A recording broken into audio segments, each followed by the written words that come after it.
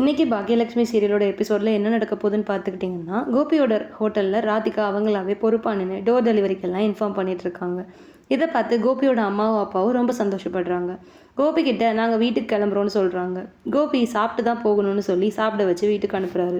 வீட்டுக்கு பாக்யா வந்தோடனே கோபியோட அம்மா பாக்யாட்ட கோபியோட ஹோட்டலை பற்றி பெருமையாக பேசுகிறாங்க. நீயும் வந்திருக்கலாம் ஹோட்டல் ஓப்பனிங்க்குன்னு சொல்கிறாங்க. அப்போ தாத்தா அங்கே எப்படி பாக்யா வருவான்னு சொல்கிறாரு. அதுக்கு ஈஸ்வரி அன்னைக்கு பாக்யாவோட ஹோட்டல் ஓப்பனிங்க்கு கோபி வந்தான்ல அப்படி தானே சொல்கிறாங்க.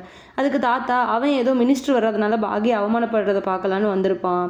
அப்புறம் மினிஸ்டர் வரவும் அவன் எங்கே போனானே தெரிலன்னு சொல்கிறாரு. ஈஸ்வரி அதுக்கு அப்படிலாம் இருக்காதுன்னு சொல்கிறாங்க. அப்போது செலியன் பாக்யா ஹோட்டல் ஓப்பனிங்கில் மினிஸ்டர் கூட எடுத்த ஃபோட்டோவை ஃப்ரேம் பண்ணி கொண்டு வராரு. அதை பார்த்து ரொம்ப சந்தோஷப்படுறாங்க. இந்த டைமில் பழனிசாமி பாக்யாவோட ஹோட்டலுக்கு வராரு. ஹோட்டலில் வேலை பார்க்குறவங்க பாக்யா அக்கா இப்போ தான் வீட்டுக்கு போனாங்க, நான் வேணா ஃபோன் பண்ணி வர சொல்கிறேன்னு சொல்கிறாங்க.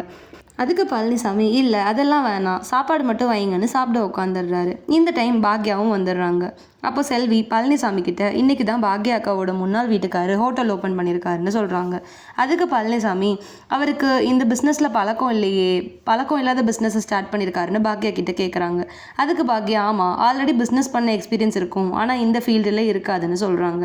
அதுக்கு பழனிசாமி இப்படி தான் நிறைய பேர் முன்ன பின்ன பழக்கம் இல்லாத தொழிலில் இறங்கி லாஸ் ஆகி போயிடுறாங்கன்னு சொல்கிறாங்க. இதுதான் இன்னைக்கு எபிசோடில் நடக்குது.